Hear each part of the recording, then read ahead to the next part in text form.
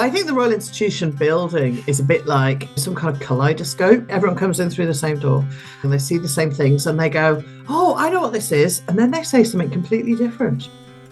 Building a theatre before you've even started building your laboratory, it says something about the ethos of the organisation. I knew that I really loved science. I didn't want to be a scientist. And I didn't know what the rest of that sentence was, but I was very sure about that sentence from quite early on. There are lots of ways of generating these experiences of awe and wonder, and I think that is what brings us together as human beings who participate in science, and that's what positions science as a shared endeavour. Hello there, I'm Sarah McCluskey, and this is Research Adjacent. Each episode, I talk to amazing research-adjacent professionals about what they do and why it makes a difference. Keep listening to find out why we think the research-adjacent space is where the real magic happens. Hello there, I'm your host Sarah McCluskey and welcome to Research Adjacent. Now, if you're listening to this episode around its release date, you are probably gearing up for Christmas, and perhaps one of your Christmas highlights is watching the Royal Institution Christmas Lectures, which have been broadcast on BBC television since 1966. Well, today you're going to meet Katherine Mathieson, who is the current director of the Royal Institution and one of the people behind that iconic lecture series. I've known Katherine since we worked together about 15 years ago. She worked for the British Science Association and I ran unnecessarily large science education events for schools on their behalf. As you'll hear, Katherine first got into science communication in the late 1990s, working for Science Line, a charity where people could phone in their science questions, something that many of you listening probably can't even imagine being a thing. We talk about the 226-year history of the Royal Institution and why the building means different things to different people. It's not just home of the Christmas lectures, it's also an active research facility, an education space, museum and membership organisation. It's also a place for sharing the awe and wonder of science, something that Katherine is very passionate about, and we talk about why finding a bit more awe and wonder might help to address current challenges around misinformation and anti-intellectualism. Now, I did try, but Katherine was careful not to share any spoilers of the upcoming Christmas lectures, but I can share that this year's presenter is space scientist Maggie Adair-Pocock, and that you can watch a live stream of the lectures being filmed on the 11th, 13th and 16th of December in over 25 locations across the UK. I'll put a link in the show notes and you can check that to get the details and see if it's coming to a place near you. But for now, listen on to hear Katherine's story. Welcome along to the podcast, Katherine. It is lovely to have you here and also to speak to you again. It's well over 10 years, I think, since I've last spoken to you, so lots to catch up on. But for our audience who haven't perhaps met you before, could you tell us a bit about who you are and what you do? Sure, Sarah, it's great to be here and to talk to you again. Really looking forward to this conversation. I'm Katherine Mathieson. My current role is director at the Royal Institution. And my background, my journey is very much through science communication and science education. That's what I'm passionate about. Yeah, and that's very much where we know each other from in the past. So tell us a bit more about your current role, though. The Royal Institution, a very iconic organisation. Tell us what does it mean to be director there? It's a joy to be director, to be part of the team at the Royal Institution. We do such a wide range of science communication and related activities that I love being immersed in the day-to-day. You know, we do something different every day. There's always different people in the building or getting in touch about projects and content. And it feels really nice, really rewarding for me to be so close to the audience that we're working with. I can literally drop into activities that are going on in the building or in schools around the UK or other partners. And I've worked in a range of organisations that work in different ways to support this kind of activity, but it's really nice for it to feel very tangible. Like I can just go and talk to people, to young people or audience members or whoever, about what they liked about something or what they didn't like. And so I'm really enjoying that, being part of that kind of team. Yeah. So the Royal Institution building now it's almost a bit like a science centre. Would that be a fair thing to say, but a very historical one? I think the Royal Institution building is a bit like, I don't know, some kind of kaleidoscope, because people come into the same building, they come through the same, everyone comes in through the same door, and they come into the same building and they see the same things and they go, oh, I know what this is. And then they say something completely different, right? So some people come in and they go, oh, it's a centre for research because we have researchers on the premises. We've got wet laboratories. Up on the third floor, we've got an electron microscope under the stairs. We've got a team of researchers who are part of UCL doing research on biomagnetic materials. So they come in and they're like, oh, this is a research institution. Great. We've got researchers from the London Institute for Mathematical Sciences. They're on the second floor. They've got a lot of blackboards and chalk and very high-powered computers. And they're doing maths and theoretical physics. And so for them, it's a place to do original research on maths and theoretical physics. And then if you come in at about 10 o'clock in the morning, you'll be by the door with a load of really excitable young people from a school somewhere, probably in London, but sometimes further afield. And they'd come in to do a workshop in the Urenco Young Scientist Centre. So they're really excited to be having a day trip and to be in the Royal Institution. And so for them, it's an educational place, and quite an unusual looking one, maybe, because it's quite a posh building, quite an elegant building. And then if you come in at 7 o'clock in the evening that day, there'll be, 300, 400 people there who've come to listen to a talk by a cutting edge researcher on some area of science. And we cover the full range. So for those people, they'll say, oh, it's a cultural venue. It's a place I go to in the evening, like the cinema or the theatre or whatever, because we do have a gorgeous theatre. And then we host lots of external events as well. So people come in for meetings, conferences, receptions, launch events. For our members, it can feel like a place where it's part of their identity and part of their life. Some of our members, they're coming for the first time, especially our family members. But some of our members have been coming for 50 years or 60 years, and they've seen it change over that time. And it feels very much a place where they feel at home. So for them, it's part of their family, maybe part of their family history. And then there's loads more on top of that. If you come on a Saturday afternoon, then we might be doing a show in the theatre where we've turned all the smoke alarms off and we're blowing things up like extravagantly in the theatre or in any part of the building, really. We love a bit of that. We're doing some kind of our favourite demonstrations kind of show. So a huge range of activities going on in the building every single day of the week, which is really exciting. And so it is a science centre to some of our visitors. Yeah, but it's lots of other things as well. Yeah, it really defies definition, doesn't it? And it is fantastic. I didn't realise you still had research going on the premises, which is fantastic, real original research, because that goes back, that really fits in with the history of the building, doesn't it? Yeah. So I was having a bit of a look before we came on the call, and I knew it was old and I knew it was associated with all of these big names in science history, but I didn't realise it went back quite as far as it did. So maybe you can tell us a bit about the history of the building. So the building was purchased in 1799 to be a home for science, and it would have been a kind of a Georgian townhouse for a wealthy gentleman at that time, and it came up for sale, and the founders of the Royal Institution bought it and set about turning it into this kind of place for science, a home for science. And the first thing they started building within that new building was a theatre. Because for them, it was unthinkable that you couldn't really do science even at that point. Even it wasn't a professional activity. What you were doing was natural philosophy. Mm-hmm. And those natural philosophers were saying, what we need is a theatre, because this is what we want this place to be. It's about communication with public audiences, including audiences who wouldn't have been able to access science through other institutions at that time. It was quite a kind of closed off activity. And building a theatre before you've even started building your laboratory, it says something about the ethos of the organisation. And one of the things that's very special about the building is that we've been doing the same kinds of activities in the same building, on the same spot for 226 years now. And there's still as much of a demand as there ever was to come and meet scientists and find out what they're working on. And the science has changed unbelievably. It's almost unrecognizable. But the act of communicating with scientists as a public audience has not changed. And so for some of the people who come through that front door of the Royal Institution, it's not a science centre, it's not a research institution, it's a museum.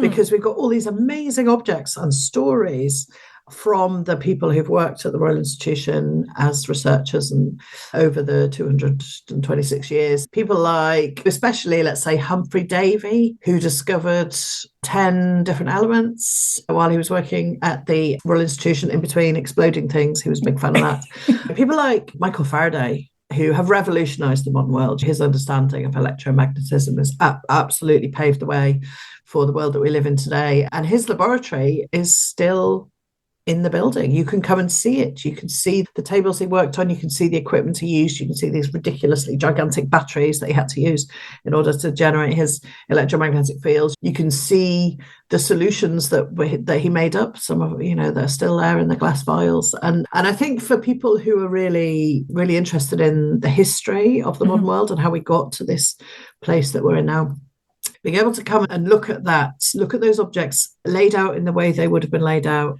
in the 1800s, in the same space. They haven't moved. I think we've put them somewhere safe during World War II.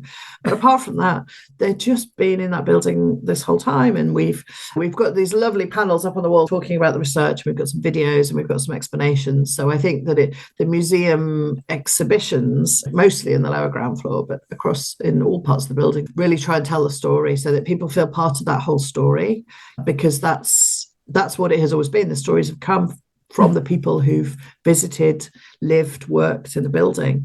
And so if you visit the building, you're part of the same story. You're part of that really rich kind of thread that runs back to 1799. Yeah, what an incredible space to be the custodian of, essentially, as I guess you are now. Safeguarding it, keeping it going for the current generations, but also safeguarding it for the future generations.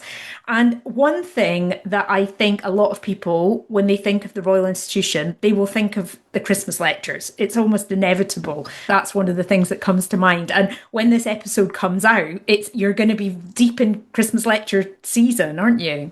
Yeah, we are definitely deep in Christmas lectures planning, and it's a wonderful project to be part of. And this year is particularly special. Every year is special because every lecturer and topic is a bit different. We really get under the skin of a particular topic and how the lecturer sees that topic and what they're passionate about and what they want to pass on to the next generation. The Christmas lectures were started by Michael Faraday for what he called a juvenile audience. And we don't really use that term anymore. We tend to talk about teenagers, 12 to 17-year-olds and their families. And so I think for the lecturer, it's an amazing opportunity to say what they want to say about their subject. It doesn't matter about the curriculum. It just matters what they want to say, what they want to pass on, as it were, to the next generation. So it's a real joy. But this year is especially special because it is 200 years since the Christmas lectures were founded. Yeah. Michael Faraday had a very busy 1825, Sarah, because he started the Christmas lectures, and he also started a programme of Friday evening discourses, which were announcement lectures. So when people have made a great discovery, they discovered the electron, or they discovered how to record sound and play it back, or they discovered how to take photographs, or whatever it was, they would announce this to a public audience using an invited discourse. And we still run that programme today. So that's two of Michael Faraday's programmes that are still running 200 years later, which is really exciting. And he also, in addition to doing that, he just casually discovered benzene. So just all in a day's work. Very industrious. He did work really hard, actually. He was very hardworking, and also brilliant.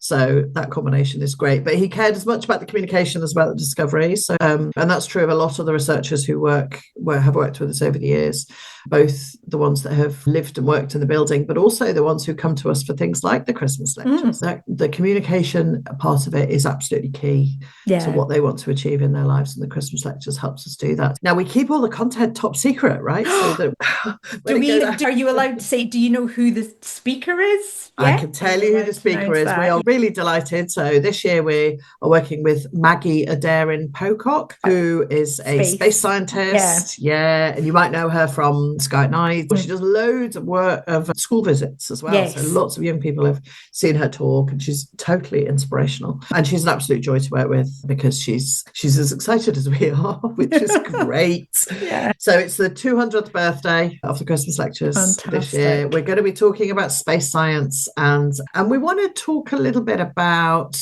I say we, Maggie, we'll have lots of guest lecturers as well. So we try and invite people who are working on particular projects that'll be quite exciting to come in if we want to cover that project or that technology or that invention, we might see if we can invite them in to tell us themselves. So we have quite a lot of guest lecturers, and that's a nice way for us to showcase a wide range of science and technology careers, which I think is particularly important for that age group, teenagers and their families. It's really helpful to say, well, maybe you want to do some A-levels and do a degree and do a PhD, that's fun. But there are lots and lots of other careers as well where you don't follow that route, and you don't need to be top of your class in a subject and all of this kind of thing. So, and I think we want to particularly focus on space technology. So now I can't spill any secrets because I'll be in so much trouble, Sarah. But you'll have to wait until the end of December to watch the lectures. But we want to make sure that we don't say, oh, astronomy, well, we know all this cool stuff. This is how the universe is. Isn't that nice? We want to say a little bit, Maggie wants to say a bit about how do we know that? How do we come to understand the universe the way it is? What's the technology that enabled us to see that?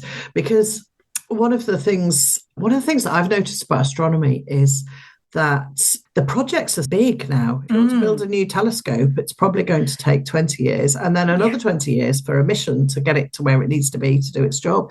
So you're creating equipment for the next generation of astronomers. To use, and you're using the ones that you worked on, maybe the instruments you worked on at the very beginning of your career. And Maggie has worked on some amazing kind of missions. She's worked on James Webb Space Telescope. So I am hoping we might be able to cover that. There's a lot of scripting going on right now. I bet there is. Yes. But we'd like to showcase some of the kind of cutting edge of where the mission planning is going and what the future of that will be. Because I hope that some of the young people or others who watch these programs on the BBC, on BBC4, will say, oh, there's a place for me in that industry, in that sector. That could be the thing I want to do, because we just love it when that happens, when we get a Christmas lecturer who themselves watched the Christmas lectures back in the day and found them really inspiring. So I'm hopeful about that. But it's who knows what's going to make it in, Sarah, because it's all a bit of a flurry at the moment. The other thing we're doing is we're testing out lots of demos. You do loads of demos in the Christmas lectures as part of the kind of USP, and so there's a lot of odd bangs going on in the back room, frankly, so we'll see what happens. But like you say, I'm sure that Michael Faraday and the previous inhabitants of the building would be delighted to know that sort of thing is still going on.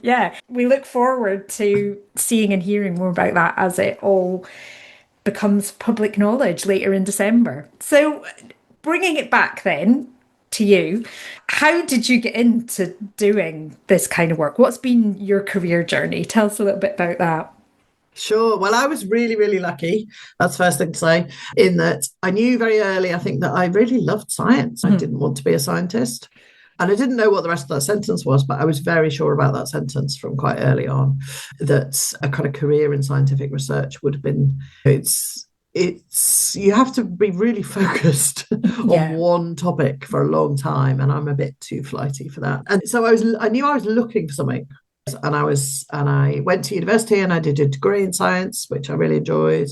And then I went to work for a pharmaceutical company for a couple of years, which I didn't enjoy quite so much, but it did. Some of the skills that gave me have been incredibly useful. And then a friend got in touch and said, oh, I've seen this course at Imperial College London called Science Communication.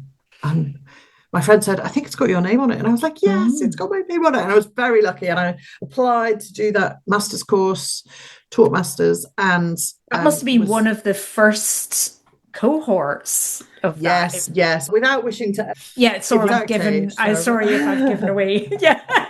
We are talking about the late 90s, It was an era. And so it was one of the first cohorts of that course, which is still running. And a couple of months ago, actually, I went to give a talk to the new intake in that course, which just feels like the most incredible privilege, actually, because I can tell all these amazing, talented science communicators who are going to revolutionize our sector. I'm like, oh, this course changed my life. And it really did. And they look at me like, oh... because you're quite nervous when you start something like that, aren't you? But it was an amazing course, and it really opened my eyes to to what science communication is and how you can think about it, and the different kinds of careers that could come under the umbrella of science communication. And during that course, I started volunteering with a charity called Science Line. So this was a helpline for people with science questions. and which probably wouldn't really now because I suppose you've got Google. It's like this is like prototype. Yeah. Yeah, this was before Google, right? Yeah. It's the late 90s. There's no Google. There's definitely no ChatGPT, right? Yeah. People still made phone calls, and they would call up and they would say, "Why is the sky blue?" Or "How do we know how big the universe is?" Or what are the tides? What are they? Or why does an apple go brown? There's something so wholesome about that. It was very wholesome. Some of the questions were bonkers, but the thing that I started to find really interesting was like, how have you come to have this question? What's prompted you to be so interested, so curious to find a phone number and phone somebody and have a conversation about it? And I really enjoyed that experience. And we developed some family workshops, and we took them based on the questions that people had asked. And we took them out on the road, and we went to kind of town centres and shopping centres and places where people were anyway, and did these kind of shows. And I can see a strong thread. I've done lots of other sort of jobs in the interim, but I can see a direct thread between listening to those questions and having those conversations, doing those shows, and then the kind of job that I do now, which is about recognizing that some people are interested in science and they're not scientists.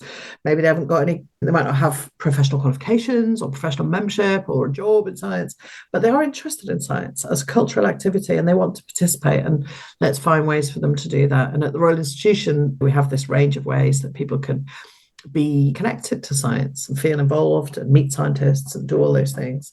And the roles I had in between taught me lots of other interesting things. So I worked for a while in a government, the Forensic Science Service, which is now closed, but was part of the civil servants. So that was a really interesting exercise in working very closely with research scientists and trying to support them. I worked for a funding body for a while, Sarah, which made me feel extremely popular. I bet it did. Everybody's best friend. I was, it was a shock when I stepped out of that job and realised it wasn't me. It was my funding pot that was popular. But that was great in terms of meeting loads of people who had great ideas and were really excited about the future. And sometimes I think about that era because sometimes you can feel despondent about the world. Very easy at the moment. Yeah. And actually, the things that change the world come from people. They come from the ideas and the interactions that people have. And I loved that kind of energy, that optimism that came from that kind of period. And then I spent a long time, longer than I ever would have thought possible, because I was having so much fun, Sarah, at the British Science Association, which does loads of great science engagement work, particularly with audiences who wouldn't step forward if you said the word science. So particularly trying to find ways to help more people feel empowered to participate in science, even if it's not what they would have thought of as their thing. Yeah, and it was when you were at the British Science Association that you moved more from doing, just because I know this just because that's where I know you from the kind of doing the science communication more into the management, the leadership roles, wasn't it? Yeah. That's right. And that's often, I think, an inflection point for people in a science communication career is, do you love the thing that you're doing? Because often science communication people got into it because they just love doing it, like talking about science and calling it a job. And if you want to get promoted and get more senior roles, you end up doing less of that stuff that is what you really loved in the first place. And there's a real inflection point for a lot of people. And sometimes people take one route and then decide it was the wrong one and then go back to the other path or whatever. Sometimes it's not a binary choice. Sometimes you do. We have careers are long, right? You can spend 10 years following one route and then do 10 years on the other.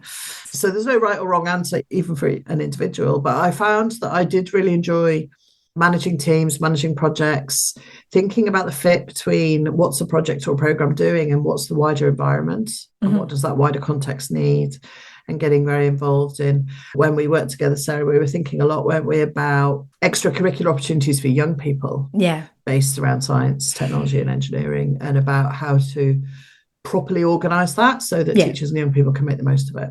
And I found I quite enjoyed that sort of thinking about that rather than just doing the delivery. But I do miss a bit of the delivery.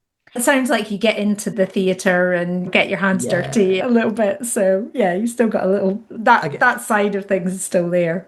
Yeah, I do. I get a bit of that. And sometimes I come up with ideas first. Oh, we could do this. And my colleagues, bless them, they're like, yeah. And then I go, it's okay. We'll do your ideas. Your ideas are better. I just can't help it. I can't resist.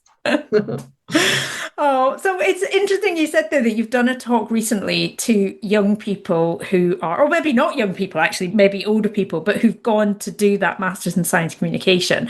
And I think certainly the world of science communication, both you and I came into it about the same time, is very different now, and careers opportunities and things like that. What do you think are either the biggest challenges you faced or the sort of challenges that you think people are facing now? I think in terms of challenges for science communication, one of the biggest ones is the pace of change in the digital world. So the ways in which digital platforms and digital audiences are co-evolving very rapidly. So splintering of different platforms. Like we all learned how to use Twitter and now it's unusable. Or a lot of audiences on TikTok are only on TikTok. So if you're not on TikTok, there's huge swathes of the population you're just never reaching. And this retreat from platforms that most people shared into smaller groups, maybe focused around newsletters or maybe focused around, I don't know, game streaming platforms. The online world is really splintering into smaller and smaller groups, and that makes it much harder to find audiences and to build relationships with them. And I think that's a real challenge, that if you're a science communicator now, you need to be across all of that. Ideally, with experience of making content on different platforms to different audiences. I think when I was thinking about science communication back in the late 90s, I was like, maybe I'll do museums, or I could be a journalist, or I could do extracurricular work with young people. And there was these pathways, you just chose one and you went down it. And now that's much less common. It's much more common to be across a wide range of formats and with experience of lots of different audiences. And I think that's, in terms of career planning, that's harder because you need to try and pick up all these different skills at the same time in different ways. So I think the career paths are less clear-cut, actually, although there's more of them in a way, and they're more blurred. And I think in terms of the world that we are in, the decline in trust in institutions, which I don't necessarily think is a bad thing, blind trust in institutions is not where I would like us to be. But the loss of trust in institutions in general and the way that's affecting science and the way that science is becoming, particularly at the moment, and particularly in the US, becoming politicized, I think is going to be a huge challenge for all of us who care about science and care about getting the best out of science for the future of humanity, if that's not too grandiose. But all of us who care about that are going to have to grapple with this challenge. I have no idea how we're going to do that. No, I often hear people saying we need science communicators more than ever. And I think on the one hand, that's true. But also, as you say, tackling the misinformation, the disinformation, as you say, the splintering, and how you actually connect with the people who need to hear that information. And I think the mistrust in organizations means that people are often less inclined to listen, and all of that just presents huge challenges for not just, there's the factual element of it is one side of things, but also, as you say, just the joy of it. That's something that's really come through in how you're talking, is these things. How do you make it fun rather than just, I think this and what you think is wrong? So, yeah. And I often think that's the secret to how you open the door, isn't it? To start having these conversations. Yeah, I think that's absolutely right. And I think one of the things I think I've noticed in the UK sector, at least, is that we talk less about science communication than we used to, and we talk a bit more about public engagement with science or public engagement with research. And that's partly, I think, because of the rise of the discipline and the practice in the university sector, which I think is a good thing, just to be clear. I think having public engagement teams in universities is great. Let's do that. I don't want to take anything away from that. But I think that approach, which is often about, so it might be about work with local audiences, or it might be working with particular research topics or citizen science groups, or being a good civic citizen as a university. So being a good employer, being a good neighbour, being a place that students want to apply to, so like recruitment agenda, the agendas that are very real and very important in universities. Public engagement with research work has to tie into those agendas, completely right. Often they are about the research sector and how that's leading it, or about a local, regional kind of place-based agenda, and that's all great. But I think science communication has a slightly different set of agendas and topics, drivers, and they have been just been on the wane, I think, with this rise in public engagement and research. And I think we might be losing out, particularly when it comes to doing science communication for awe and wonder and joy in our audiences. The kind of, as opposed to doing science communication because you want people to have an informed idea, to be an informed citizen, to make informed decisions about their everyday life. That's really important motivation for science communication. Absolutely. Sometimes we are thinking about decision making at a societal level. That's a really important motivation for science communication, completely. Sometimes we want a broader and more diverse group of young people to consider science careers. That's a really good motivation. They're all really good motivations. Awe and wonder and joy, I think, is a motivation all by itself, with just as much value and importance as all the other motivations, but I think it gets a bit downgraded because it sounds a bit fluffy. Oh, you just want to make a great TV program, like, oh, we're trying to do vaccinations over here. Yeah, or also you can't measure it. I think that's where some of these things get. Could you tell us your level of awe on a scale of 1 to 10, please, so that we can write a report and justify our existence? And as you say, I think a lot of the research engagement and impact agenda has done a lot to make research better, make universities, like you say, accountable to the local communities and things like that. So I think that's all been good.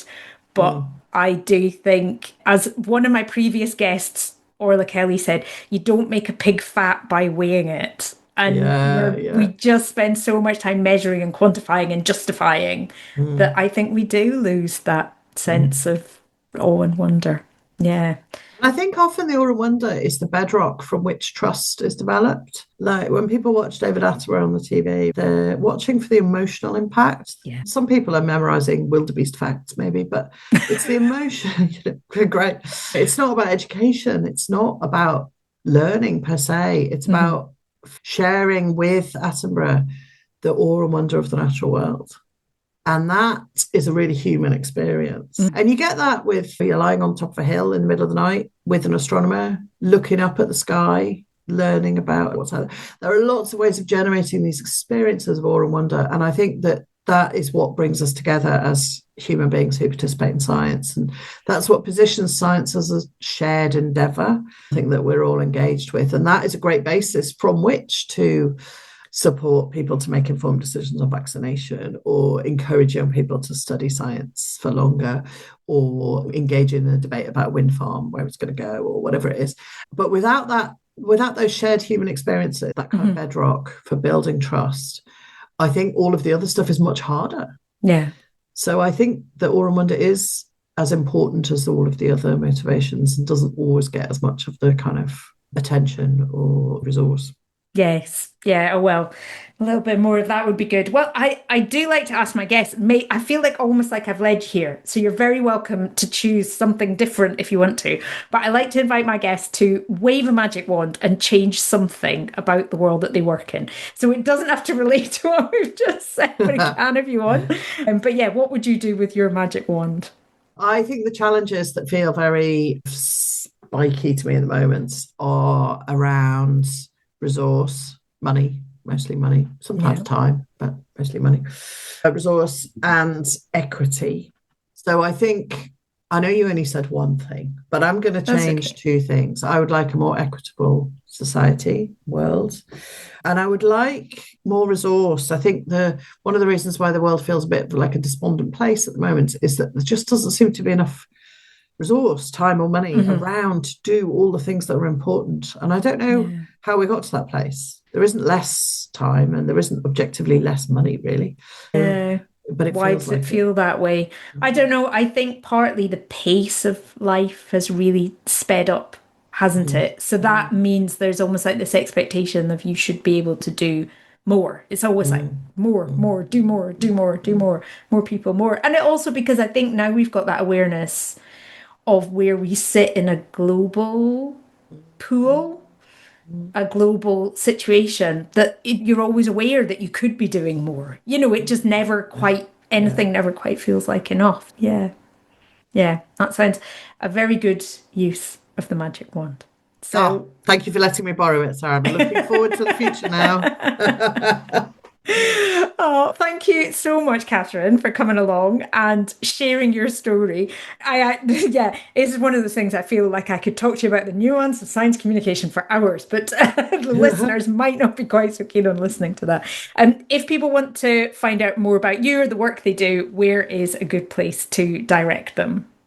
So, well, I am very happy to talk about science communication with everybody because it's my passion. And I'm very happy to talk about the Royal Institution with everyone as well. There's lots of info on the website, rigb.org, and you can find me either through the website or on LinkedIn. Yes, you're very active on LinkedIn, aren't you? Yeah, well, I'll get those links and put them in the show notes. So thank you so much. It has been lovely to catch up, and thanks for giving so much of your time. And clearly, there's a lot going on in your working life. It's been great talking to you, Sarah. Thanks so much for the invitation. Thanks for listening to Research Adjacent. If you're listening in a podcast app, please check you're subscribed and then use the links in the episode description to find full show notes and to follow the podcast on LinkedIn or Instagram. You can also find all the links and other episodes at www.researchadjacent.com. Research Adjacent is presented and produced by Sarah McCluskey, and the theme music is by Lemon Music Studios on Pixabay. And you, yes you, get a big gold star for listening right to the end. See you next time.